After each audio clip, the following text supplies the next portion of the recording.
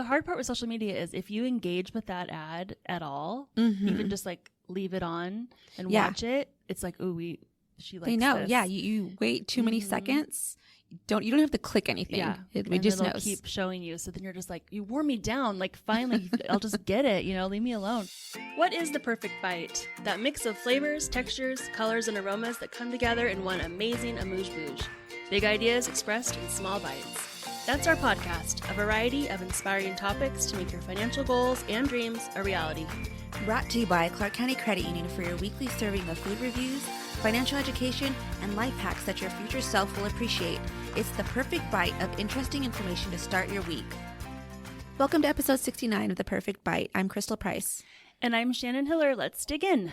We love trying new dishes here at The Perfect Bite, and this week we're going to talk about bros, breakfast, and lunch. Next, we'll talk about whether social media is making you spend too much money, and finally, we'll share fashion tips to ensure you always look stylish.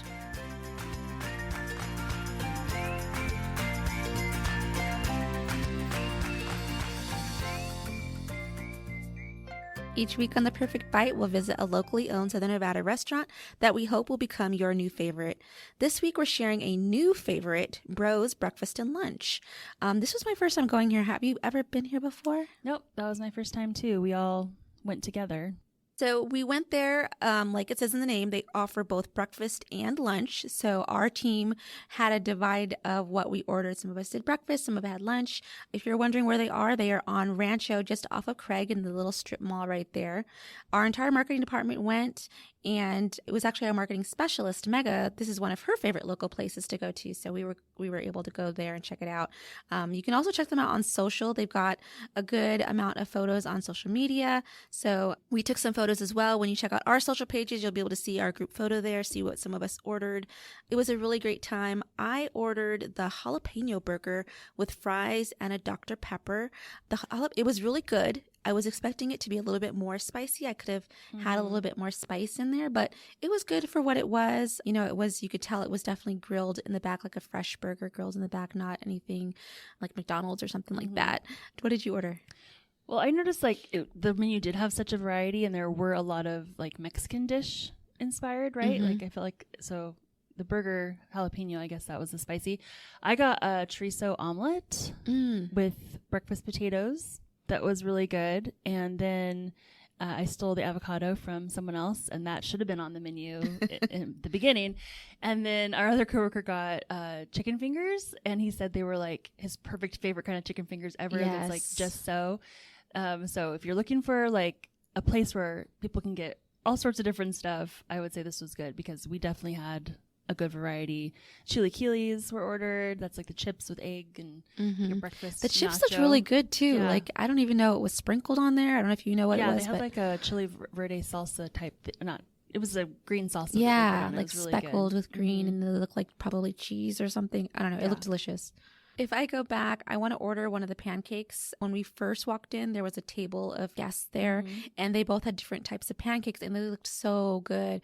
But for me, it was just a little bit, it wasn't early enough for breakfast, so I was like, I have to do lunch. But I'll go back, and I'm going to get the pancakes. One that I saw on the menu that did look super good was they're called their Sun City, which is filled with bacon and sausage pieces. So it's like the perfect blend. Sounds good. Yes, that's what I'm going to do. My recommendation is basically if you're the type of person who likes to view the menu in advance, like Shannon said, there are a lot of things on the menu. So check it out in advance. Check out the website. Get an idea of what you want to order, because if you get there, you might be overwhelmed and take a little bit longer to get your food out. So check it out in advance. They don't have a dedicated website, but if you go to like one of those food delivery sites or allmenus.com, you'll be able to see the full menu on there. Well, if you out there have a recommendation or a restaurant for us to try, send us a message at theperfectbite@ccculv.com. We're always open to new ideas.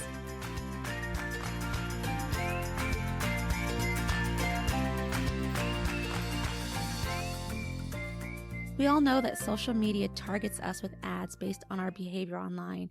Today, Shannon's discussing whether it's affecting our wallets. Oh, it's affecting our wallets because our phones listen to us and tell us what to get and all that good stuff. So, you could be spending too much money just as a result of these online ads if you're not careful.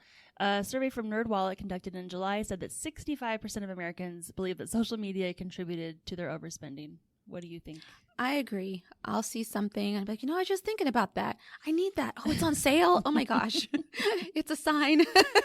Well, the hard part with social media is if you engage with that ad at all, even just like leave it on and watch it, it's like, ooh, she likes they know. this. Yeah. You wait too many seconds. You don't have to click anything. Yeah. It just knows. Keep showing you. So then you're just like, you wore me down. Like finally, I'll just get it. Leave me alone. But I bought in definitely some like makeup things and a few clothing items. Hit or miss on those. But yeah, the consistency of like marketing to you over and over, it really is effective. So we're going to talk about a few tips today to help avoid putting a big dent in your wallet from social media based purchases. Number one, use social media to strengthen your financial standing.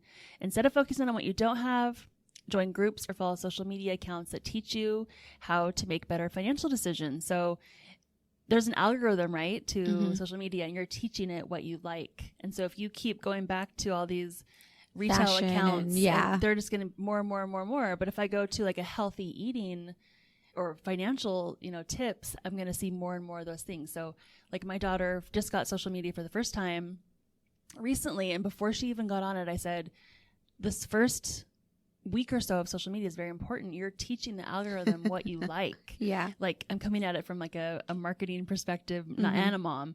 So I'm like, you can't be just going all over the place. You have to be very specific on what you're looking at. So try to use the algorithm to your benefit, I guess.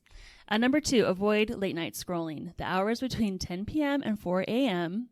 can be dangerous on social media. And during this time, it's been shown that people are subject to a willpower depletion. So I feel like that's true. Yeah, there was like recently, this is bad, but I it's a safe space. Tell us what you did. All right, everyone, show me support. But I completely forgot, ordered something. Next thing you know, there's an Amazon package outside. My husband asks, "What is this? What did you order?" I don't know. And I open it up like, oh yeah. So yeah, no, I don't think I would have bought that if it was like, 5 p.m. I had just gotten off work, I had had a long day of thinking about financial topics or whatever it might be, or even if it was 10 a.m., 10 p.m. to 4 a.m.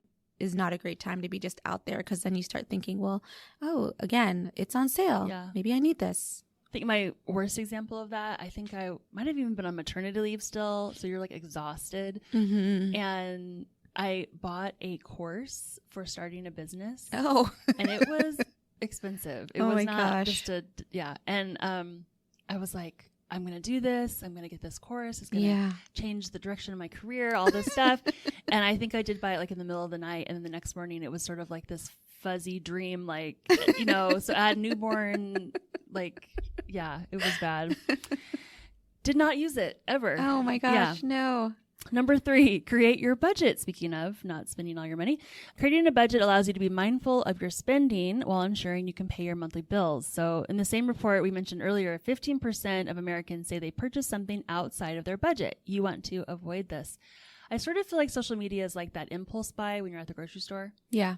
Just a candy bar. You don't need all that stuff, but you're just like, ooh, this is fun. I'll just get that. And so if you have a budget set, maybe you know this about yourself, like, sometimes I like to buy things, it feels like I earned this, I'm working hard. Well, give yourself permission to have this much and go crazy. And this is great because the holidays are coming. So like Halloween, Thanksgiving, Christmas, those are times like for me, I find it hard because again, you're just out and they've got these displays out and without that budget, you're just kind of picking things up left and right. So set that budget in advance. Right. So number 4, wait a while before you buy it. So one of the biggest challenges on social media is the tendency to impulse buy. Like we were saying, it's sort of just right in front of you. You feel like you want it and you get that instant gratification. But if you see something you want, add it to a list and wait. This would take some discipline. And then up to you, this is my day a month. I'm going to go see if I still want that in my cart or whatever. Also, it's not a bad strategy because sometimes retailers will remind you that you left something in the cart and give you a little coupon. Yes. To save money. And so you can just take your time to think about it, and then you can avoid that potential buyer's remorse when you're making those choices. Number 5, use social media to make meaningful connections. So again, using social media for good. You're on social media, and just remind yourself that there's accounts that you want to follow that will help you, and there's others that you probably want to unfollow or even mute for a while that are influencing you to buy. We had another topic a while back that was like, definitely clean up that feed of your social media. And if there's one that you're just like, I don't want to follow someone anymore because it is making me want to buy things. Yeah. The other one too, not social media related, but is your email list. Clean up and unsubscribe for some of those, because I don't need to be reminded all the time of all these sales that trigger me like, ooh, I need to buy this right now. So definitely look at what you're consuming and make a choiceful edit of what you're going to have in your mind.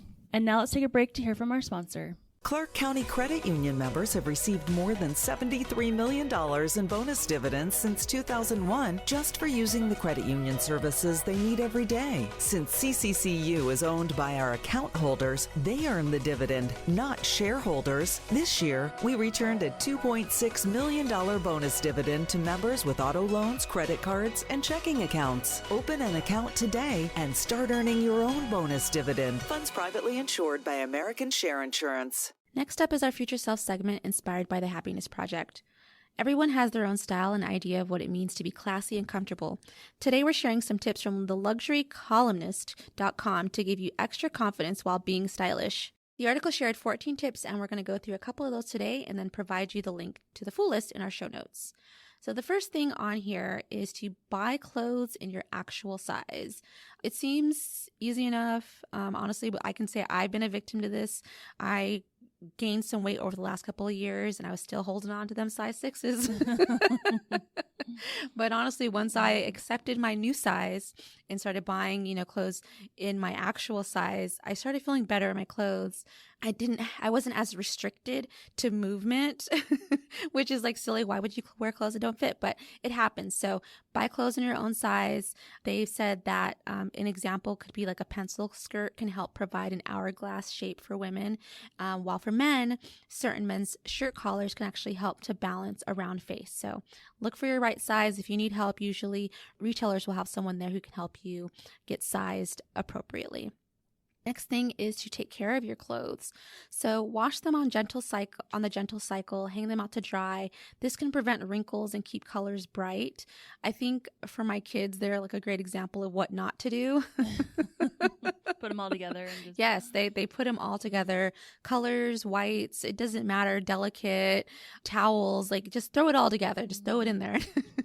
On occasion, they'll be like, I'm putting clothes in. Do you have anything you want me to put with my stuff? No, thank you. For the longest time, I've always separated my darks and my lights. But I have had some instances though, where I've been in a rush. Most recently, I had this really pretty yellow dress and I threw it in with some dark jeans and messed them up, completely ruined them. So I did not take care of my clothes. Your dress from our awards ceremony? Yes. I had a yellow dress I wore to the awards and it is ruined, and has now been donated. Next recommendation for you to be more stylish is to dry clean your delicate items. If you have delicate items that are made from things like silk or lace, consider dry cleaning.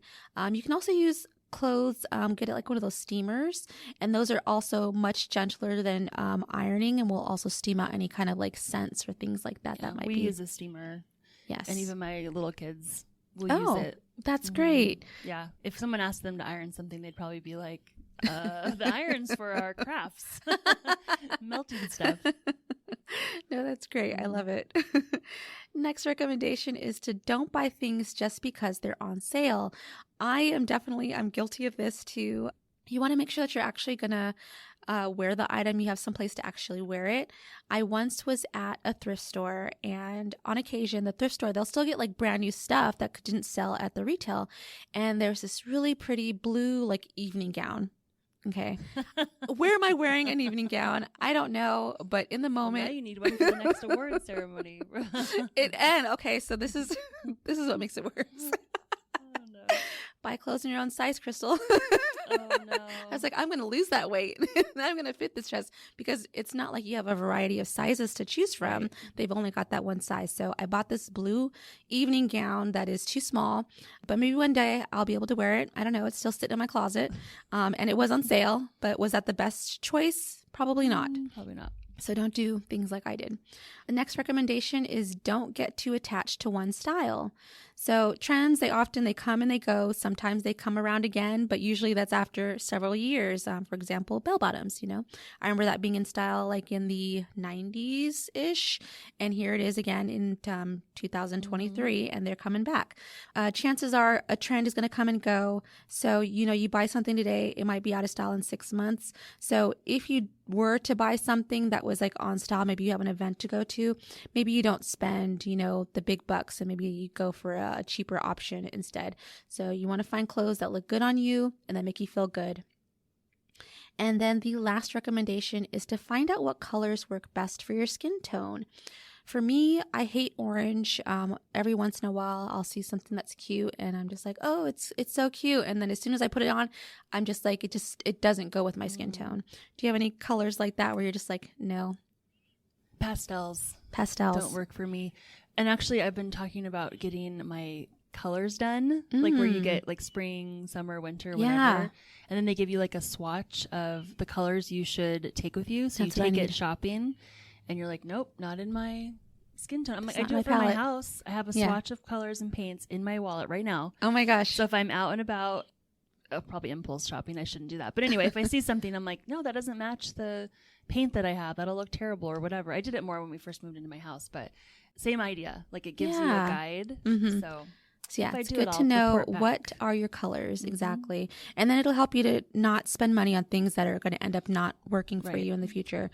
Neutrals are generally a great choice, but don't be afraid to try something new. Add a little bit of color. You might surprise yourself. We want to hear from you. Send us your financial questions or money topics that you'd like to learn more about, and don't forget any fun local food recommendations. Our email is theperfectbite@ccculv.com. Thank you for listening to this week's episode, brought to you by Clark County Credit Union. For additional money management tips and financial calculators, check out our website at ccculv.org. Now that was the perfect bite.